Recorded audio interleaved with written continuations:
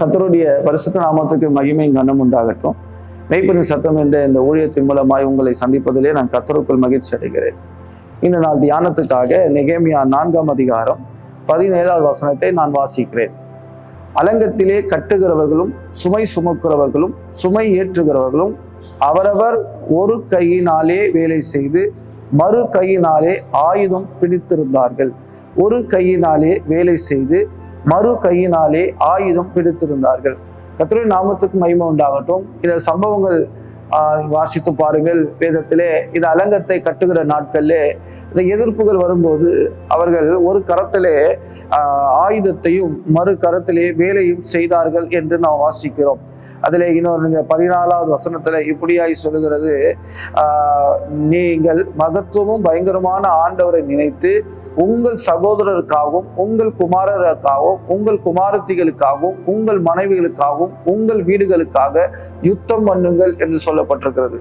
கர்த்தருடைய நாமத்துக்கு மகிமை உண்டாகட்டும். 20வது வசனத்திலே இப்படியாய் முடிகிறது, நீங்கள் தேவன் நமக்காக யுத்தம் பண்ணுவார் என்று எழுதப்பட்டிருக்கிறது. இதை காரியத்தை நான் சுருக்கமாய் நான் சொல்ல வேண்டும் என்று சொன்னால், இவர்கள் அலங்கம் கட்டுகிறார்கள், அதோடு சேர்த்து தங்கள் கையிலே ஆயுதத்தையும் வைத்திருக்கிறார்கள். 2 காரியத்தை செய்கிறார்கள். ஒன்று கட்டுகிறார்கள், இன்னொன்று யுத்தம் பண்ணுவதற்கும் ஆயத்தமாய் இருக்கிறார்கள். 2 ஆண்டவராகிய இயேசு கிறிஸ்து தம்முடைய சீஷர்களை குறித்து, தமக்கு பின்பற்ற வேண்டிய சீஷர்களை குறித்து அவர் 2 உவமைகளை ஒரு இடத்துல சொல்லுகிறார். ஒன்று, ஒரு உவமானம் என்னவென்று சொன்னால், கோபுரத்தை கட்ட மனதாய் இருந்தார். அவர் இன்னொரு சொல்லுகிற உவமானம் என்றால், ஒருவன் யுத்தத்துக்கு புறப்பட போக வேண்டும் என்றார். அப்போ அந்த இடத்துல 2 காரியத்தை சொல்றார். ஒன்று கட்டுகிறது, இன்னொன்று யுத்தம் செய்கிறது. இது 2மே சரிசமமாய் செய்யப்பட வேண்டும்.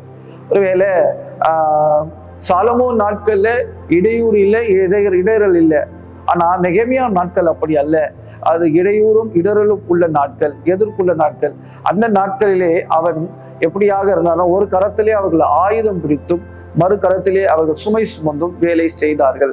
கர்த்தருடைய நாமத்துக்கு மகிமை உண்டாகட்டும். இன்றைக்கும் இந்த வசனத்தை கேட்டுக்கொண்டிருக்கிறவர்கள் நம்முடைய குடும்பத்தை எப்படியாவது ஒரு நல்ல நிலவரத்துக்கு கொண்டு வர வேண்டும் என்று சொல்லி இந்த வீட்டுக்காக, குடும்பத்துக்காக, பிள்ளைகளுக்காக அதிக காரியங்களாய் பிரயாசப்பட்டு கட்டி கொண்டு இருக்கலாம். ஒரு குடும்பத்தை கட்டுகிற, வீட்டை கட்டுகிறார்கள், எல்லா காரியங்களையும் செய்து கொண்டிருக்கலாம். அதே சமயத்துல ஆயுதத்தையும் நம் கரத்திலே பிடிக்க வேண்டும்.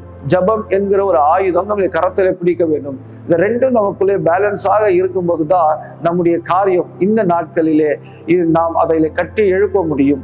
இது ஒரு சமாதானத்தின் காலம் அல்ல, இது ஒரு போராட்டத்தின் காலம் என்பதை நாம் நன்கு அறிந்திருக்கிறோம். இந்த நாட்களிலே நாம நம்முடைய ஆவிக்குரிய ஜீவியத்தையும் நம்முடைய குடும்ப வாழ்க்கையும் நம்முடைய எல்லா காரியங்களையும் ஞானமாய் நாம் கட்டி எழுப்பவும், அதற்கு வேண்டுமானால் அதற்கு நம்முடைய கரத்திலே ஆயுதம் வைத்துக்கொண்டு ஆயுதம் இருக்க வேண்டும். நாம் யுத்தம் செய்கிறவர்களாக இருக்க வேண்டும். ஒரு புறம் கோபுரத்தை கட்ட மனதாயிருப்பாயானால், மறுபுறத்திலே யுத்தம் செய்யவானால் என்று ஆண்டவர் 2 காரியத்தை சொல்லி இருக்கிறதை நாம் கவனிப்போமாக. கர்த்தருடைய நாமத்துக்கு மகிமையும் கனமும் உண்டாகட்டும். இந்த நாளும் கூட நீங்கள் செய்கிற எல்லா காரியத்திலும் தேவன் தாமே உங்களுக்கு உதவி செய்வாராக. ஜெபம் பண்ணுவோம். எங்களை நேசிக்கிற நல்ல பிதாவே, உம்மை நன்றியோ துதிக்கிறேன். கர்த்தாவே, அநேக காரியங்களை யோசித்து திட்டமிட்டு ஆண்டவரை செய்து கொண்டு ஆண்டவரை சம்பாதித்து ஆண்டவரை கடினமாய் உழைத்து பிரயாசப்படுகிறார்கள். ஆண்டவரே ஸ்தோத்திரம். அதே சமயத்திலே கர்த்தாவே, உங்களுடைய பிள்ளைகள் ஆண்டவரே, உங்களுடைய ஜனங்கள் கர்த்தாவே அப்பா, அவர்கள் ஆயுதங்களை தரித்தவர்களாயும் ஆண்டவரே சத்துருவை எதிர்க்கிறவர்களாயும் ஆண்டவரே போராயுதத்தை தரித்தவர்களாயும் காணப்பட கர்த்தர் உதவி செய்யுங்கப்பா. இயேசுவின் நாமத்தில் வேண்டிக் கொள்கிறோம் ஜீவன் நல்ல பிதாவே. ஆமென், ஆமென், ஆமென்.